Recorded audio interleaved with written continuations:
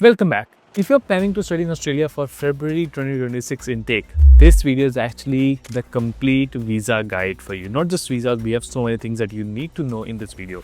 I'm not going to give you like fancy information. I'll be speaking like an elder brother who has seen hundreds of students go through this visa process. Some got their visa in 10 days and some waited for months just because of one small mistake.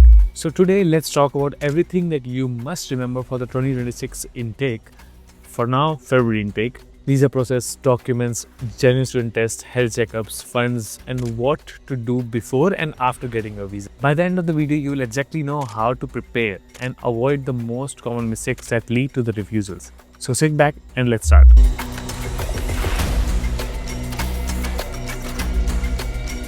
Hi guys, hello and welcome back to another video. This is your KapsLock and today we are back with another video. Today I'm going to be talking on everything that you need to know, as I mentioned in the start of the video, which is the visa requirements, documentations, what you need to know, what's the common mistakes, everything. But just to tell you, I've recently posted a video which is related to visa refusal. So that video actually contains all the reasons, all the solutions, how you can solve it. You can see that video. The link is coming up here. Go watch that video. Additionally, before starting this main video, I would say we have recently started a new podcast channel in which we are pointing out everything that you need to know as a student, universities, courses, businesses that you need to know, that you want to learn related to your particular field. It can be IT, it can be cybersecurity, it can be data science. These information is not quite as detailed available as in the podcast. So go in the description, go in the pinned comment. The link is there and click on it. Subscribe the channel because I'm doing so much effort for you. So I need your support the same way you support me here. Well, let's start. What's new in 2026 student visa in February intake? Let's talk on this. So let's get started with what's actually changed in Australian student visa in 2025 recently that relates to 2026. So there are three major updates every student needs to know. First, GTE is gone. So it's now called GS, the Genuine Student Test, or GSR, the Genuine Student Requirement. Earlier, they checked whether you will go back home after studying. Now they check, are you actually a real student, a genuine student? Does your course fits your background, your future goals? Are your finances, English and documents genuine enough? If your file looks like second study and work first, means you're coming here just for the PR or job purpose, that's a red flag, you will not get your visa. Anyway, second major update is fees and English requirements have changed, obviously. So the visa fees is now around $2,000, Australian dollars, obviously, which turns to 1,25,000 rupees, I believe, but you can convert it to know the exact price. And the accepted English tests are IELTS, PTE, TOEFL, IBT, OET and Cambridge. But always check the official Home Affairs website before booking your test, just to be double sure. And the third major update is the visa process now depends on your country, plus the education provider you're choosing. So that's called evidence level processing. For example, India is good. It's in top 2 right now level, and plus a top university which you are choosing. So it might need a fewer documentation related to your application file. But if you're coming from India or maybe some other nation, maybe Pakistan, Bangladesh, and you're choosing a private small college, that might need more documentation to show you that yes, you're reliable, yes, you're genuine. So before you apply, go to the documentation checklist tool on the Home Affairs website, obviously. So type your passport, country and your university name. It will show exactly which documents you must attach. And if you remember that, just one thing that you need to know in this section is, remember this, always use the documentation checklist tool before lodging the visa. It's not related to that you always need to be connected to an agent and he will do stuff for you. No, you can strive by yourself too. Well, the next part of this video is February 2026 intake timeline and when you should do what. Timing is really crucial. February is the biggest intake in Australia, just to tell you. That's a major intake and the most competitive intake as well, because the new start is happening and the number is going to be 2,95,000 students this year. So here's an ideal timeline I would love you to know, and I would say share this with your friends because they need this timeline. I would consider in May and July 2025, you have already researched universities, shortlist your courses and compared the tuition fees. And in August and October 2025, this month, you're taking an English test and start applying for offers. Well, in October to November, you're accepting offer letters, pay your deposit fees, get your COE, and confirmation of offer enrollment is way more important right now. Not just an offer letter. November to December, what you're going to do is buying your OSHC, preparing your documents, and lodging your visa. January 26, for example, I guess you're going to be doing biometrics, health check, and waiting for a visa result, obviously. And fortunately, I wish everyone should get a visa. And in February 26, you're booking your flights, you're attending orientation, and you're starting your classes, you're starting your dream. So first of all the best for it. And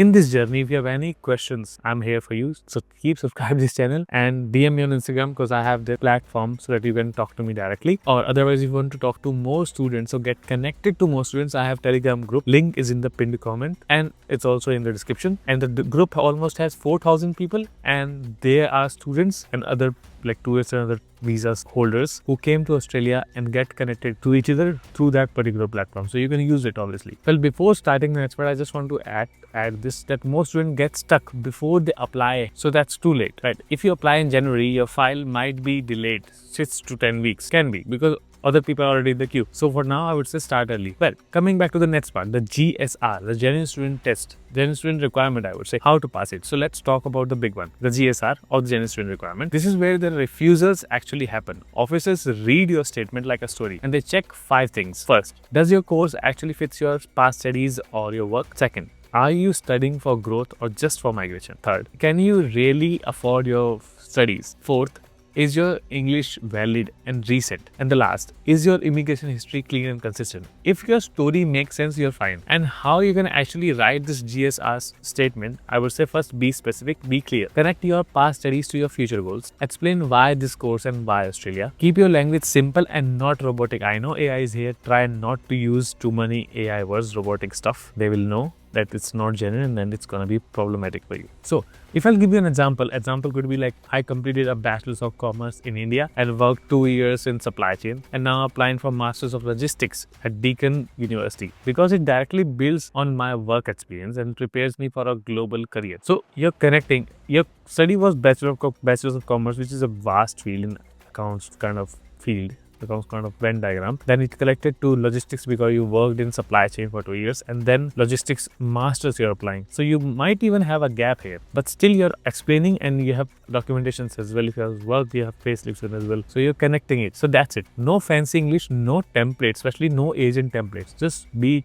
truthful, say the honest answer. Well, the next is visa documentation checklist. Let's talk about documentation. So because this is where most errors happen and that causes big problems, huge problems. So here's your checklist. First, COE, confirmation of enrollment, mandatory for your visa, honestly. Second, financial proof. Please show funds for at least 1 year of studies and expenses if you can, which means 29,710 living expenses, around 25 to 30k Australian dollars for tuition fees, and around $2,000 for travel. Funds must be genuine. Salary, business income, loan, scholarships. Show them, totally show them, and be honest. No just sudden deposits that, hey, got $1 million suddenly in an account. They will know. Third is English test result. So it must be valid and it must be accepted. OSHC means Overseas Student Health Cover. Buy it for your entire course, not just for 1 semester. Plus at least 1 month extra if you can, because you need to lodge your TR, which is your temporary graduate visa. So you need that obviously. And related to this part, I would love to say that I have created a video related to OSHC, which is the best overseas student health cover you can choose. So go watch that video. Link is coming up here.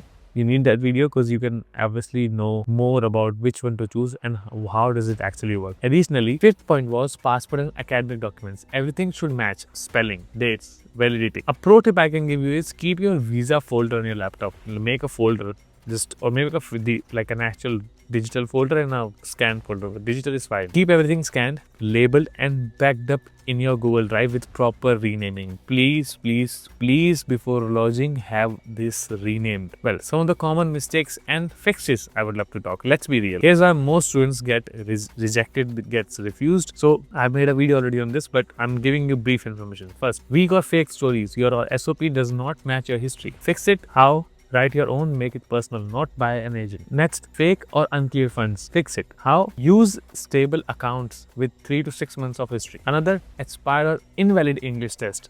How you can fix it? Always take or retake before lodging if you're older than 1 year. Your English result is older than 1 year. Another, mismatched documents. Means names, dates, OSHC, passport. How you can fix it is triple check everything before uploading. And the last is dodgy agents. Please be safe from them. How you can fix it is always keep your immigration account under your control, under your own email ID.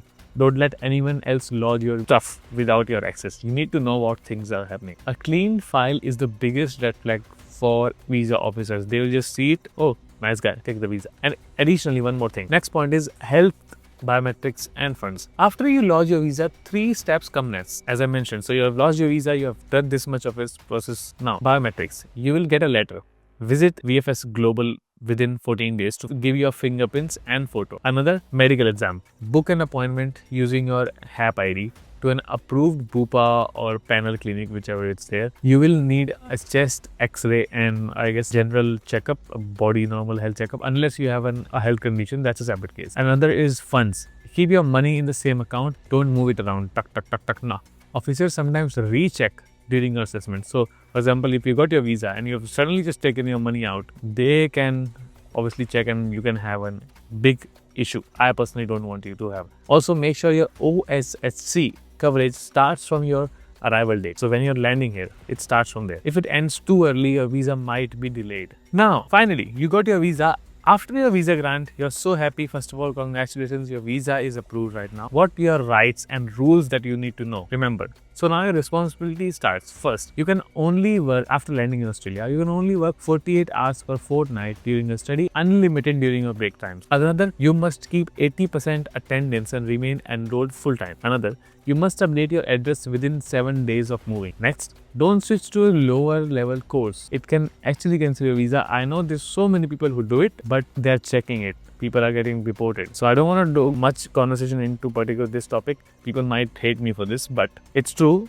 And I know everyone has conditions, but if you wanted to talk to only on this particular topic, that should we change our course? What's the pros and cons? Let me know in the comment section. I'll make a proper conversation, big conversation video for you and we'll talk on this. And the last was keep your OSHC active the whole time. So as an elder brother, I would love to say, if you follow these particular simple rules, your visa stays always safe. If you're breaking them, you can get into trouble with your PR or with your 485, which is your temporary graduate visa. Now, the pre-departure checklist. Before you fly in February 2026, check these off your list. Means these particular points you need to have like properly ticked off from your list. First, book your accommodation, even temporary. Please book your accommodation. Some cases were there when people are arriving here and they don't even have a place to live. It's a problem. Another, print your visa grant, COE, OSHC, and passport copies in paper form. Obviously, some extra copies because it's cheaper back in India, or at least I don't know about other nations, but if you come here, why should you pay more? Carry at least 500 to 1000 Australian dollars cash or maybe in a forex card because you need money. Sometimes things happen and the money is your only best friend. Pack medicines with prescriptions,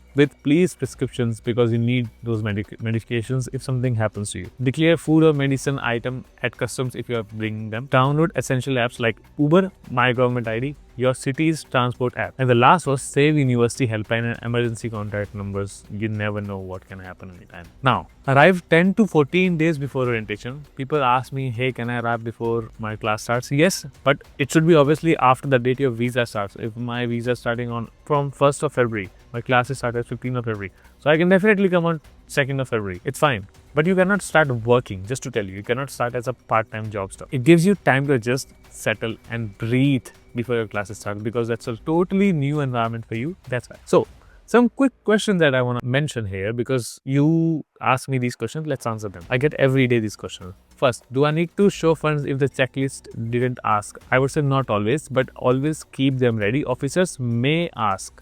You never know.